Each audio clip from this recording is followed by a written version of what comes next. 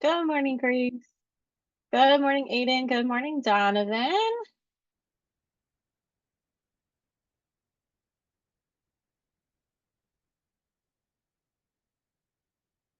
Good morning. Good morning, Addie. Good morning, Yasmin and Cody.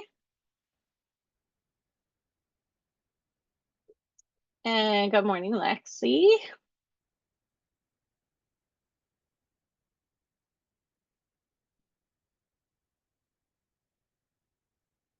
Good morning, Miss Graham.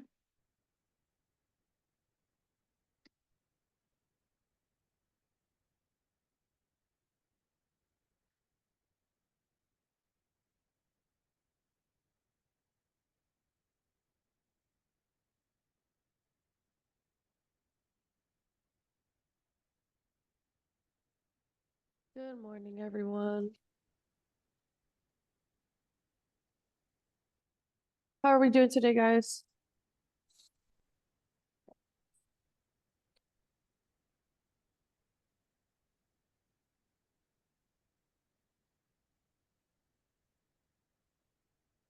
Sorry, guys. I blanked out here because I'm trying to help with the attendance and I can't manage to, I couldn't manage to get it in alphabetical order. I got it now. Mm.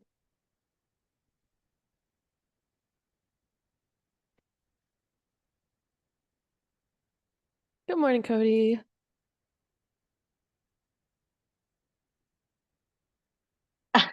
Jalen, that is fair enough. It's mornings are tough. Yes, I agree with that one. Guys, here is our Nearpod link for today.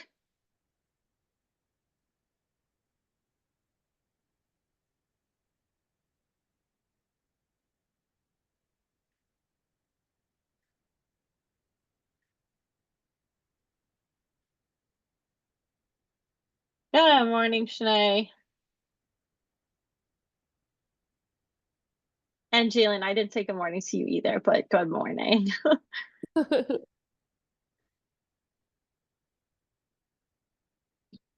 And Rain, I didn't say good morning to you either, but good morning.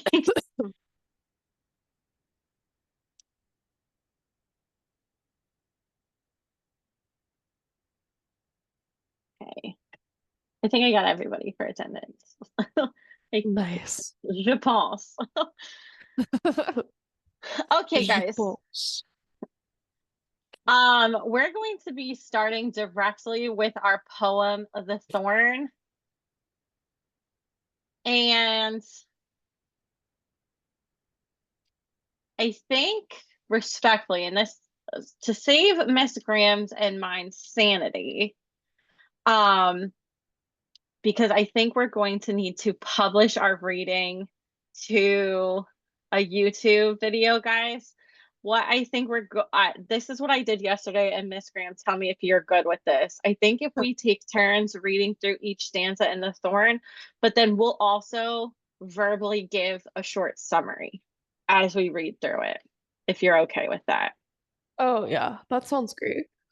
Okay, so guys, I know we usually will stop for you guys to answer some things, but I think what we'll do is I'm thinking,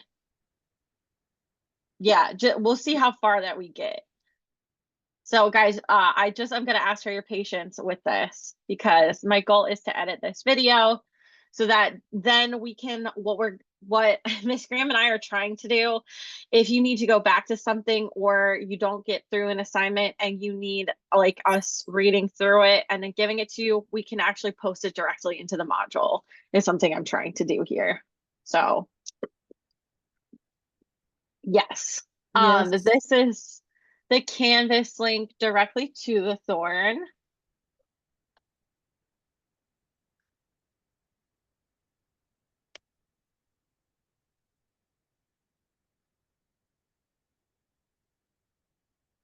Okay, guys, so just some background.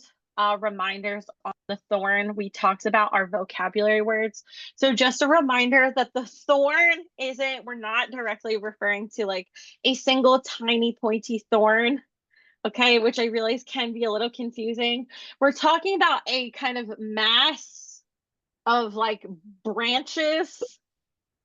And I'm going to see if I can pull up an image.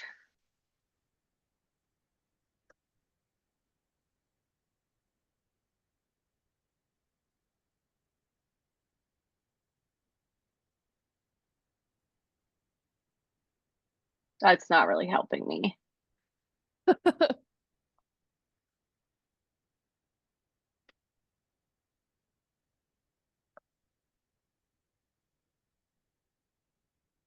Yes, Addison, very much like the one in Maleficent. And that's actually what I was going to try to pull up if I can't really find. Okay, this is actually probably a semi-good representation right here. So like you can see here, it's just kind of like, oh, that's not helpful. Okay. I'm gonna see if I can try to make this bigger. But basically we're talking about like on the ground. Here we go. So like you see that there's these branches here. Okay, at one point they had thorns on them, but a plant that's older or has been outside and really hasn't been touched, or maybe nature has gotten to it, which is the case of the thorn that we are going to be reading about. It's actually lost its thorns. Okay, it's no longer thorny, but it's kind of like this brambly mass of growth, essentially. And he mentions that it's no higher than a 2-year-old in the poem. So if you guys think about the height of a 2-year-old, I'm gonna say I'm a short person, so they probably come up to my thigh. I would say for most taller people, maybe your knee. Okay. So like it's not the reason that the Maleficent one is like a little, those ones are huge, right? And we're not talking about something so big it's impassable. It's more like just this like growth. Okay, so hopefully that gives you guys some context. Um, so I'll start with stanza one, do a little summary, then Miss Graham will take over and we'll kind of go back and forth like that. I'm going to lose view of everybody because I'm actually going to try to share my screen full screen. So guys, I'm gonna rely on Miss Graham for answering. I can see if I can pull the chat into my other screen, but guys, just in case I fully lose everything, which is what keeps happening, Miss Graham, you're on chat, Danny. I got you. I Okay, got so let me you. see. Oh, why is it not letting me go full screen? Well, never mind, guys. That it turns out that's a You'll have to lie. reshare, I think. Like stop sharing and then reshare the whole thing. Nope. I clicked on the wrong button. Wait, do you mean Canvas? I'm confused. Yeah, you know what? I'm confusing myself, to be perfectly honest. You know, you could zoom on your trackpad. Yeah, I Yeah. think that's what I'm gonna do. Okay, But if you want to go full screen, it's F11. let's try that. I don't have an F11. You don't have F keys? No, because I have a special MacBook Pro, so I have a touch screen where the F keys would be. We're just gonna leave it like it is. Yeah, I don't have Mac. I don't know what that is. Okay, so guys, anyway, this is where I will start probably the cut of this video. So we have the thorn. There is a thorn. So again, the thorn is about up to your knee. It's just a brambly mass of bushes.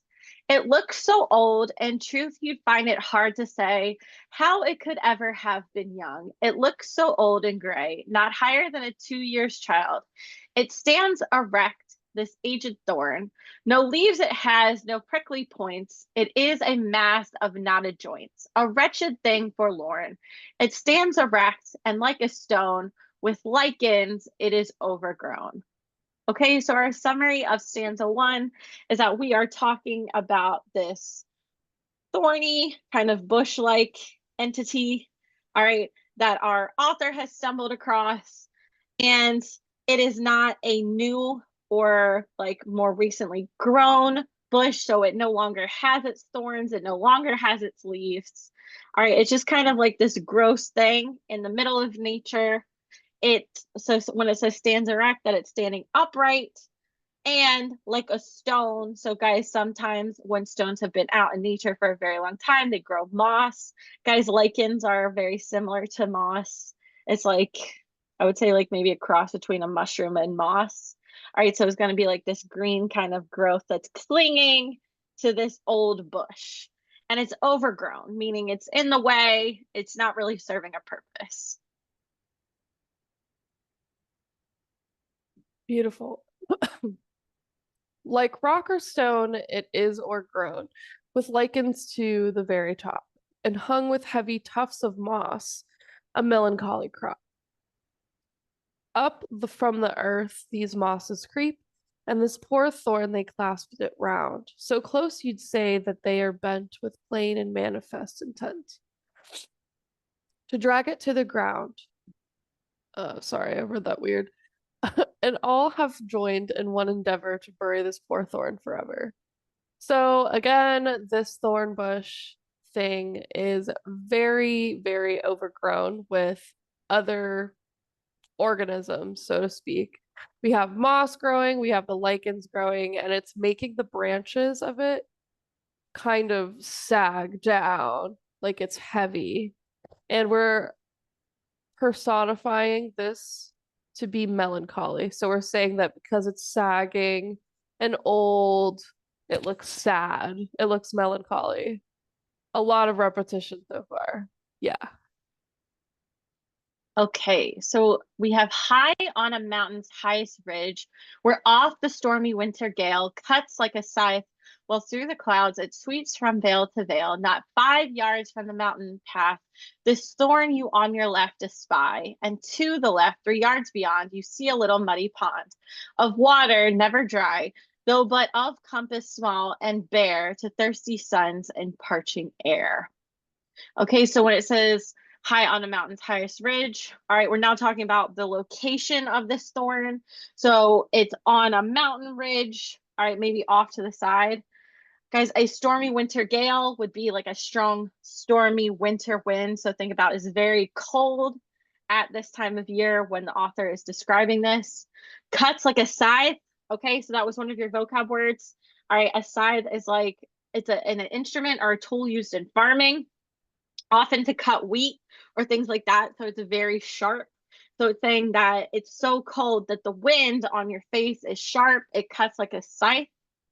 And then while through the tweets from veil to veil, so saying that this cold, biting wind is not just in this location, but is traveling from valley or veil to veil, valley to valley. Then it says, not 5 yards from the path on this mountain that our author is traveling. All right, it says to the left, 3 yards beyond, or I'm sorry, I skipped the part of the thorn. So it says, when you're on this mountain path, you see the thorn to your left. So, guys, espy just means to see, or like it catches your attention. And then to the left, 3 yards beyond, you see a muddy little pond. All right, so this landscape is not endearing. All right, we've got a nasty cold wind, we have this ugly thorn bush, and we have this muddy little pond. So, like, nothing cute is happening in this pond. It says it's never dry, it's small and bare, okay, to thirsty suns and parching air. So, like, it'll dry up if it gets too hot and sunny, or it's just going to be gross because of the air quality.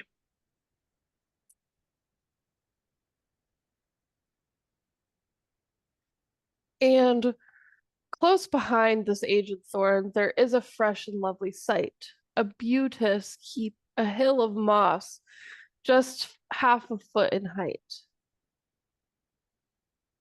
All lovely colors there you see, all colors that were ever seen. And mossy network too is there, as if by hand of lady fair. The work had woven been, and cups the darlings of the eye, so deep is their vermilion dye. So now we're adding more Imagery to this, we see we're on the hill, right? The mountain, and we know that there is the thorn, and behind it, there's more mountains, more hills of moss. Um, this moss hill behind it, directly behind it, though, is very short, just like the thorn bush, and it's very pretty, very pretty. So many colors. So, guys, this is kind of where we talked about that contrast. We asked, can you have two different things happening in the same poem? Can you have something ugly with something beautiful? And so we're starting to see that happening here. Yeah, and they're comparing the hill to be something that was handmade by a beautiful lady that knows how to sew something so pretty. The work had been woven. Um, yeah. Ah, me, what lovely tints are there of olive green and scarlet bright, in spikes and branches and in stars, green red and pearly white, this heap of earth o'ergrown with moss, which close beside the thorn you see, so fresh in all its beauteous dyes, is like an infant's grave in size, but like as like can be, but never, never anywhere an infant's grave was half so fair. So he continues to talk about all of the lovely different colors that are seen within this moss. So we have olive green. Guys, scarlet is like a red color. Sometimes scarlet is used to describe blood. Okay. So he says in spikes, in branches, and in stars. Okay. So somewhere there may be some of these thorns. Okay. There's the branches of the thorn, and then he's thinking about the stars, which he describes as green, red, and pearly white. And then continuing to talk about the heap of earth o'ergrown with moss. So, guys, you have to think when we think of a heap, you're thinking of a mound. Okay, so this is where this gets a little funky, a little weird, because he's saying it's so fresh in all its beauteous dyes, but then compares it to a child's grave. Okay. So, guys, you have to kind of think about the time that this writer was alive. Many, many infants died of several different reasons. Okay. So, a child may die during childbirth, just because it happens. Or, this is a time rife with disease. There was no vaccines.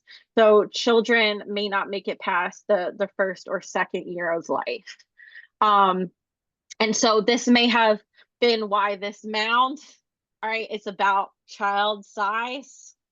And he's saying to him, it kind of looks like an infant's grave.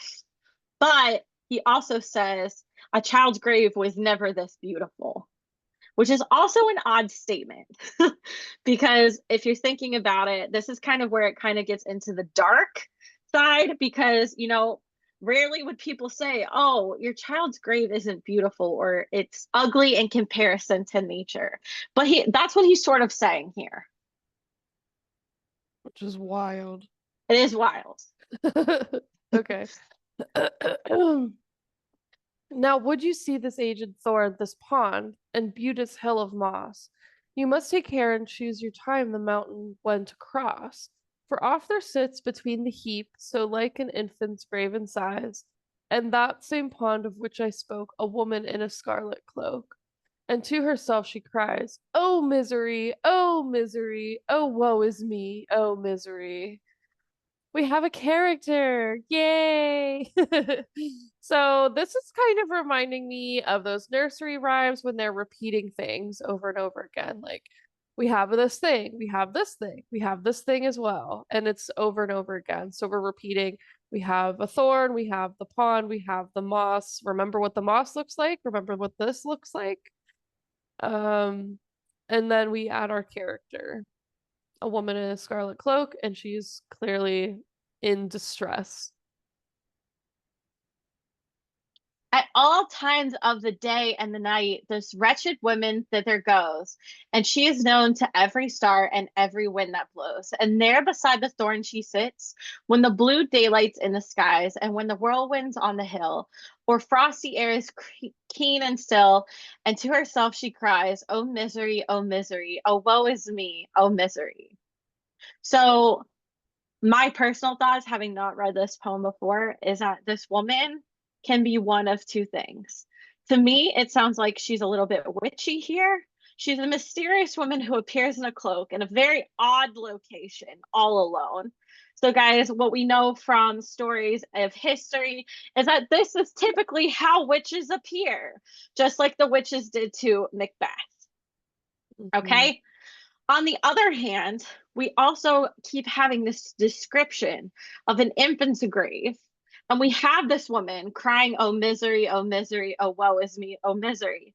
So it also could be alluding to the fact that this is a woman who has lost her child and therefore is lost in the world. We don't know yet what the situation is. I love the comparison. Now wherefore, thus by day and night, in rain and tempest and in snow, thus to the dreary mountain top does this poor woman go? And why sits she beside the thorn when the blue daylight's in the sky, or when the whirlwind's on the hill, or frosty air is keen and still? And wherefore does she cry? But wherefore, wherefore, tell me why does she repeat that doleful cry? This whole thing is repeated. It's emphasizing the fact that we don't know why or how this woman has gotten here. We don't know why she's crying. Um, but yeah, it just like kind of adds some suspense, right? So that's the purpose of this, to be like, yeah, I want to know, why is she here? Who is this woman? Why is she crying? Why is she so sad? How did she I get guess there? just a reminder, wherefore also is another phrase for why. Mhm. Um, that we've learned back from other writers like Shakespeare when he uses it in Romeo and Juliet.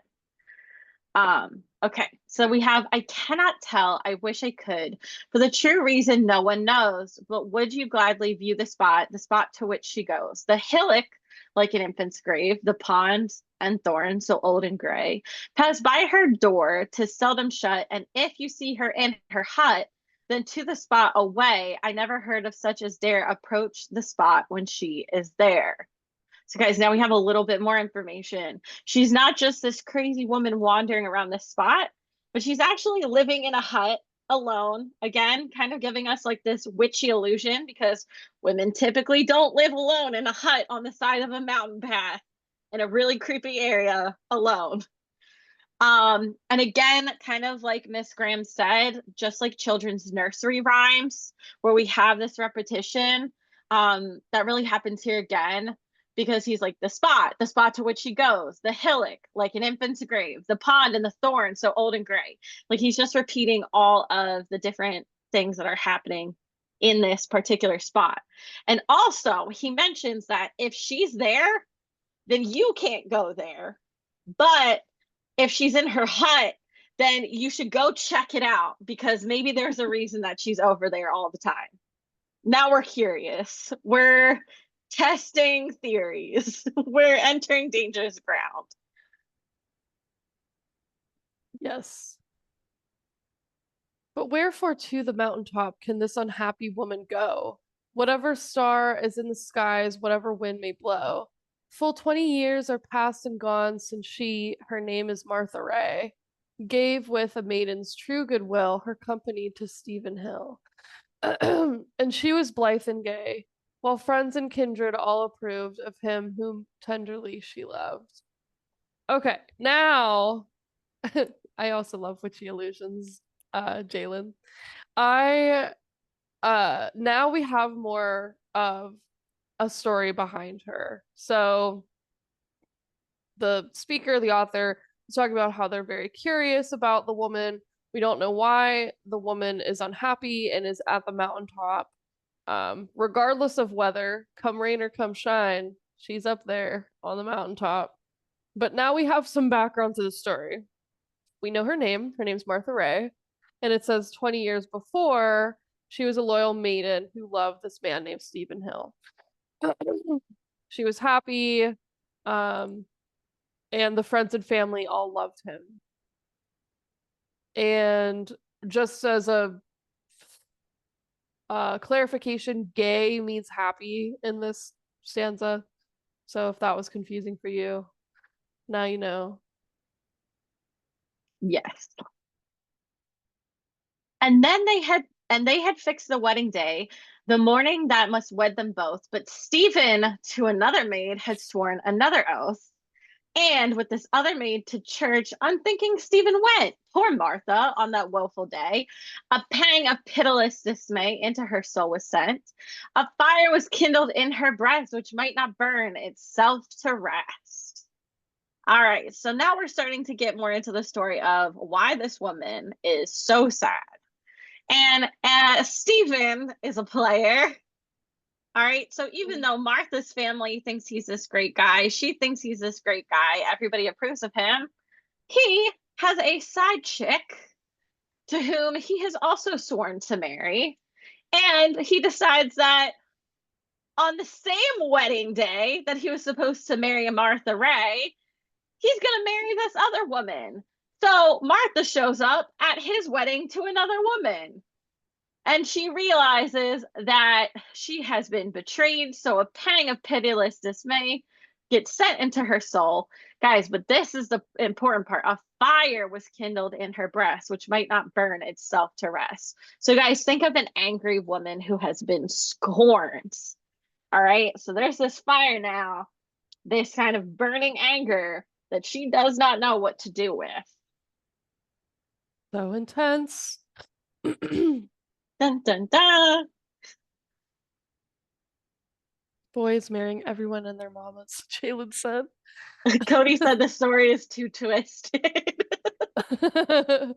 They say, full 6 months after this, while yet the summer leaves were green, she to the mountain top would go, and there was often seen.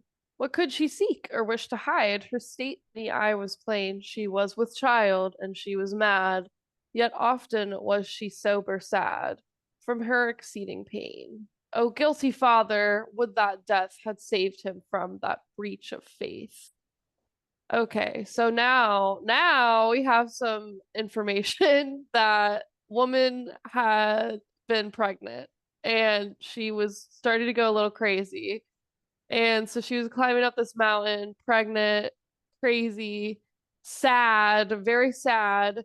And the speaker does something interesting here, which says, "Oh, guilty father," but is capitalized. So it's kind of like not just blaming Stephen, but also kind of blaming God, which is very, I would say, like, um, groundbreaking for the times, blaming God for something like being pregnant in a bad way. In a bad way. They're not like, "Oh, thank you for this child." They're like, "Oh no, this is horrible." He seems very messy. Yes, Stephen is very messy. And the poor Martha, she didn't deserve this. And guys, also, it is unique that the author is taking essentially Martha's side. Because if you think about this time and this era, that the woman is the one who would have been blamed for having had marital relations whilst unmarried with a man. And so the blame would have been placed on her for becoming pregnant and having his child. So the fact that the author, who is male, because William Wordsworth is a guy, is also very unique for its time and groundbreaking. He literally says, "Would that death had saved him from that breach of faith." That's saying the speaker's like, if he were to die, then he wouldn't have cheated on her and caused all this problem in the first place. Which is wild. Yeah. He's not blaming the woman at all. He's like, this man should have died before he ever cheated on Martha. Sad case for such a brain to hold communion with a stirring child. Sad case, as you may think, for one who has a brain so wild. Last Christmas Eve, we talked of this, and gray haired Wilfred of the Glen held that unborn infant wrought about its mother's heart and brought her senses back again. And when at last her time drew near, her looks were calm, her senses clear. Okay, so guys, we know that she has been slowly going mad essentially over the last 6 months while she's been pregnant. Most of it is from most likely having been jilted by the father of the child. And she just does not know how to handle all these overwhelming emotions that she had. Guys, the word communion here is also very important, and you see it's capitalized. So again, we're kind of going into communion, which at the time would have been part of a contract with God.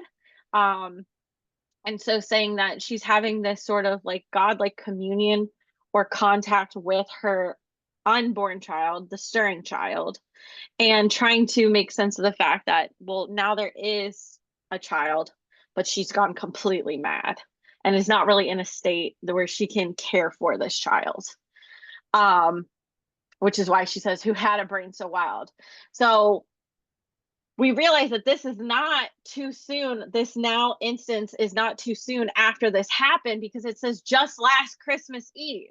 So it means that the Christmas before, this is when all of this went down. So we're only like a year, maybe a little more after the fact. And gray haired Wilfred of the Glen. So, guys, this is probably another unmarried woman. All right. And we're referring to her as gray haired. Okay. So, kind of more witchy references, especially because if this person is in the Glen, they're also probably living alone. And it says, held that the unborn infant wrought about his mother's heart and brought her senses back again. So this person believes that no, she'll come back to her senses. She's going to be a mother. Her relationship with her child is so important. And it's kind of making her sane again. And so then it says when her time drew near, so like she's about to give birth, they're saying, okay, she seems calm now. She doesn't seem quite as crazy as she was. Which is good. Yay. More no, I not. I wish I did, and it should be all told to you. For what became of this poor child, no mortal ever knew. Nay, if a child to her was born, no earthly tongue could ever tell. And if 'twas born alive or dead, far less could this with proof be said. But some remember well that Martha Ray about this time would up the mountain often climb.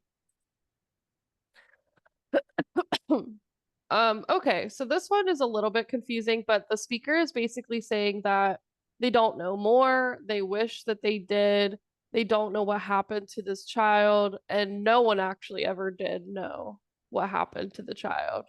If it was born or if it didn't wasn't born, no earthly tongue could ever tell, so we have no idea what happened. But some remember well that Martha Ray was still climbing up that mountain. um, there's no proof of what happened to the baby, but the only thing we know, the only thing that people can tell about the situation is that Martha would climb the mountaintop around when the baby was due. Now, I'm going to add to what Mr. Graham just said, guys. If we think back now to our author's obsession with the thorn and the mossy mounds, and it being the size of an infant's grave, and the fact that the thorn had grown about 2 feet, guys, that all would align with his suspicion that the child was dead, was buried. That's the reason for the mound. Okay, guys, the thorn might be flowers that the mother planted on the child's grave. And at this point, like I said, we're about a year after the fact. So a rose bush or a thorn would have had time to grow about that height within a year. Beautiful.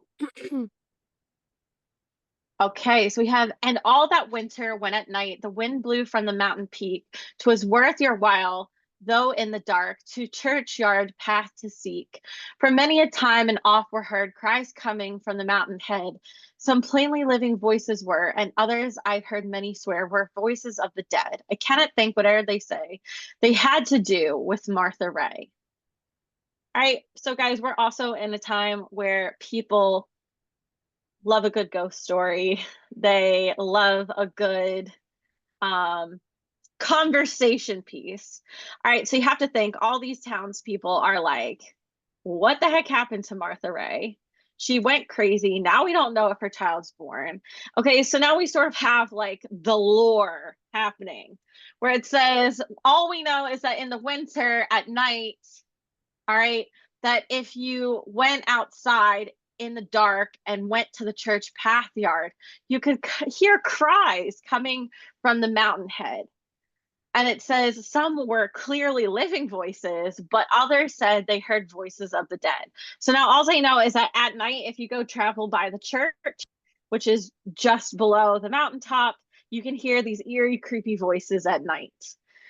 And our author is defending and saying, I don't think that had to do with Martha Ray. I think everybody just wanted a good story, something to tell, hearing creepy voices at night. Yeah, that's creepy.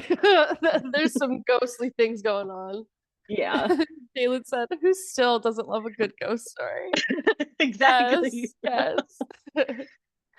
Okay, but that she goes to this old thorn, the thorn which I described to you, and there sits a scarlet cloak. I will be sworn is true. For one day with my telescope to view the ocean wide and bright, when to do this country first I came. When to this country first I came, ere I had heard of Martha's name, I climbed the mountain's height. A storm came on, and I could see no object higher than my knee. Now we're getting some more what's it called? Like a description of the speaker now and where they're at in the story. And so we know that the author's not, or the speaker's not from this area, and they came, they had the telescope, they're like looking around, exploring kind of thing. And they see all the things. So they arrived in the region, wanted to observe the ocean. However, when he like looked at the mountaintop, a storm occurred and prevented him from seeing things. So, yeah. Yeah, he's basically, so at this next stand, he's basically stuck outside. No, is not familiar with the area, so he doesn't know where to go. So yeah, we'll start there. 'Twas the mist and rain and storm and rain, no screen, no fence could I discover, and then the wind. In sooth, it was a wind full 10 times over. I looked around, I thought I saw a jutting crag, and off I ran, head foremost through the diving rain, to the shelter of the crag to gain. And as I am a man, instead of jutting crag, I found a woman seated on the ground. Okay, so guys, trying to get out of the storm. Okay, so we know he's on the mountainside, guys. A crag is usually like a little crack or like a little area that you could kind of go underneath and seek shelter, basically. So he's like, oh, okay, I think I see a crag, so I'm gonna go there to seek shelter. And it turns out it wasn't a place where he could seek shelter at all. It was a woman who was just sitting on the ground, full on in the middle of this storm. So So he's weird. like very confused. It's like I've seen her. What is going on? I did not speak. I saw her face. Her face, it was enough for me. I turned about and heard her cry, oh misery, oh misery. And there she sits until the moon through half this clear blue sky will go. And when the little breezes make the waters of the pond to shake, as all the country know, she shudders and you hear her cry, oh misery, oh misery. Okay, so he's saying now, like, she will be there day and night, come day, come night, come rain, come shine, right? He is recounting the experience of seeing Martha for the first time. Okay, that's my alarm for my other class, but we're fine. Okay. He doesn't talk to her. He understands that she's not well because he can hear her cry, oh misery, oh misery. And she's just sitting there all night, all day, right? And the breezes are causing the pond to shake, and she's still just like crying the whole time. But what's the thorn, and what the pond, and what the hill of moss to her, and what the creeping breeze that crumbs the little pond to stir? I cannot tell, but some will say she hanged her baby on the tree. Some say she drowned it in the pond, which is a little step beyond, but all in each agree that little babe was buried there beneath the hill of moss so fair. So, guys, we have now come to the conclusion, which was alluded to, that indeed that the baby died. Did it die when she gave birth to it? Did she creepily hang it? Did she drown it? Okay, again, people love a good story. They love to make things up because nobody has any idea the actual truth of what happened. And now we just have a crazy woman who sits outside. We have a definite assumption that the child is, in fact, buried under that hill. And so he wants to know, what's the purpose of the thorn? Like, was it something that she planted in memory of the child? And the pond, is that important? Did the child die there? Is that the source of its death? And the hill of moss to her, is it something that she cherishes? Or is it something that is unsettling to her? So, yeah. So creepy. I've heard the moss is spotted red with drops of that poor infant's blood, but kill a newborn infant thus, I don't think she could. Some say if to the pond you go and fix on it a steady view, then the shadow of a babe you trace, a baby of a baby and a baby's face, and that it looks at you. Whene'er you look upon it, on it, 'tis plain the baby looks at you again.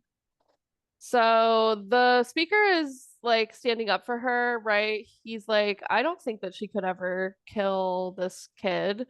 But some say that if you go to the pond and you look on a steady view, like just stare at something, you can see the baby's face. So, And guys, that that's kind of actually kind of creepy. reminds me of like the Lord of the Rings. Frodo like is looking into that like one pond and he sees all the dead people, and then like you find out like Yeah. that. And that's actually like kind of like I'm drawing like similar things here because like that was a really mossy, like kind of gloomy area. And so they're like, nah, the baby wasn't even buried. It's like under the water. And dude, if you look at the right angle, you can see it, Yeah. which is also super creepy. You look in the water and you can just see the baby staring back at you. And some had sworn an oath that she should be to public justice brought, and for the little infant's bones with spades they would have sought. But instantly the hill of moss before their eyes began to stir, and for full 50 yards around the grass it shook upon the ground. Yet all do still aver that little babe lies buried there beneath that hill of moss so fair.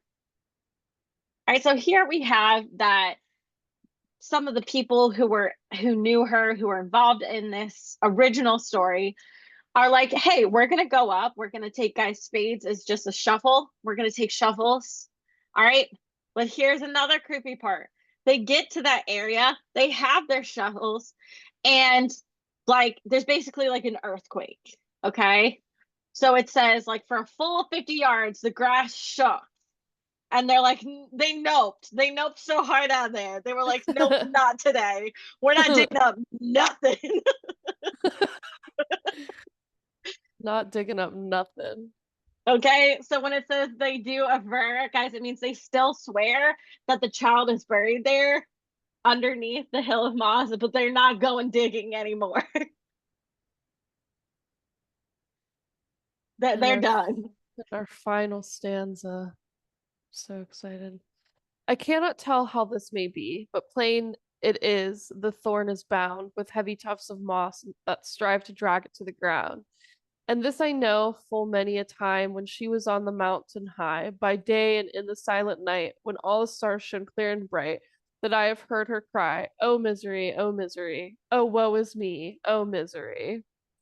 So we wrap it up with some imagery from the beginning of the poem, and the speaker is saying, I don't really know how this happened. I don't really know what happens next. I don't know what went on with this child or the earthquake or the people, but all I know is all the things that I said before, right? There's a thorn, has moss, and there was this woman, and she cried day and night on the mountain beside the thorn. The end. Yes. It's like the storytelling, it's very beautiful. And we get really all of our elements of romanticism that guys we talked about. So let me see if I can actually, I think these are our class notes because I want to kind of point out. Um, okay, so guys, imagination totally part of the story. All right, because we have all these people who are making up things about what happened. They don't know the truth, and so this can't be considered a fully factual story because we have all these people who have different ideas, who have made up different scenarios of maybe what have occurred. We have drama. We have the conflict between Martha Ray and Stephen, what he did to her. We've got mortality. We have a possibly dead baby. We have a crazy woman who sits outside, rain or shine, in the storm, who is probably on the brink of death if she's been out there crazy for that long. Um, Obviously, we have nature because we talk about the mossy hill, which is possibly the grave, the thorn, which is possibly something that she planted in the baby's honor. Okay. Because we've got beauty, all right, because he does describe the landscape and the hill and the thorn in sort of this fantastical, beautiful like way with the different word choices that he picks. And Cody, I love what you said. It's a good way to end it because it leaves the reader and the audience to actually think about and try to figure out what happened. And guys, that really wasn't what was occurring in stories or even poetry before, okay? Like most of these stories had a very succinct and clear ending. So because of like the age of reason and enlightenment, you didn't want to end anything with a cliffhanger. You wanted to wrap it up very succinctly, very clearly. Like you're giving a message, here's what it is, and that's the end. So this is really the first time we're going to get a, because we talked about this as like a combination of a ballad and a lyric poem, because it's a ballad because it tells a story, but it's primarily a poem. Um, so yeah, it was the first time probably there was a poem that ended like this. And guys, it's a bit fantastical, okay? Because like we said, we have all these allusions to kind of like witches, mystical things that are happening that are unexplainable. Like they go up to try to find the baby and suddenly the ground shakes. Okay, Mm-hmm. these aren't things that really happen in real life. So it's like really a fantastical way to approach the story. And then guys, we do have a touch of the sublime here. And our sublime is that our narrator, because we talked about like being on the edge or the peak of something, and the peak and the edge that we're talking about is this mountainside and how it represents the sublime, whether it's because of the mortality, the death of the child, the possible death of this woman, or even his own possible death while on the side of the mountain when it begins to storm. And guys, we have individuality here because it tells a very specific story about a very specific person and her very specific situation. So we get very clearly the majority. And again, we have originality. Guys, this is a very original poem. Nothing like this has been written before. I was also gonna say to like add to the individuality and the originality, it's like remember what we were saying about how unique it is that the speaker is on the side of this woman, that he's telling this woman's story, not unique, but he's telling a story in a way that he's on her side, and it's about something very morally gray. Like she had a husband or was supposed to have a husband who was two-timing her. She was pregnant and just really sad and kind of gone crazy. And the speaker feels for her story. So we're not hearing the story from a perspective that we would normally hear at all. It's very unique in that way because he is like, yeah, I don't really know why she's so sad, but I think it has to do with these things. And like, that sucks. If God killed the man, then she wouldn't have had to deal with all this.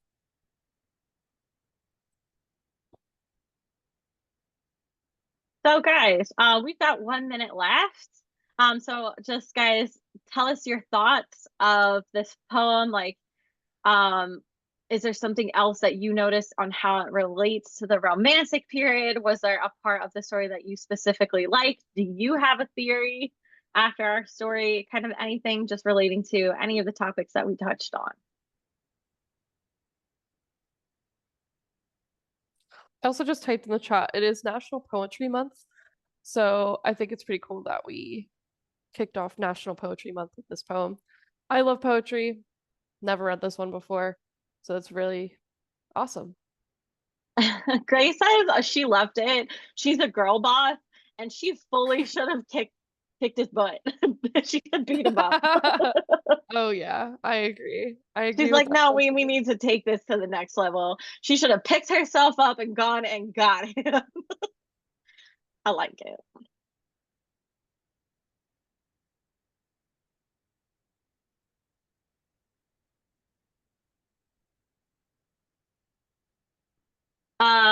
Oh, I like what Cody just wrote. He says, maybe the baby reminded her of Steven, and something did happen. So he's disagreeing with Oh. our author. He's like, that man did her so dirty. She looked at that baby, it was a boy, and said, nope on a rope. And his opinion, he knows that's dark, but the whole story is dark. Yeah. Ooh, I like ooh. any and all opinions, so that's pretty. Jalen Cody, said 10 I out of liked it. 10. Jalen said I liked it. It kept you on the edge of your seat, wanting more. It definitely held men accountable for once. Yes. Yes.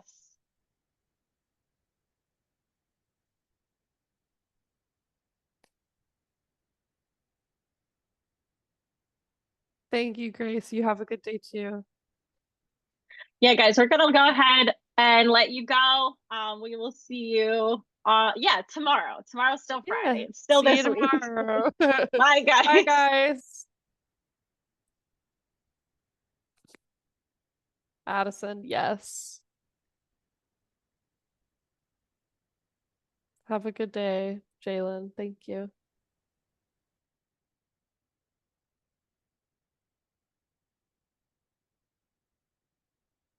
Alrighty, bye everybody.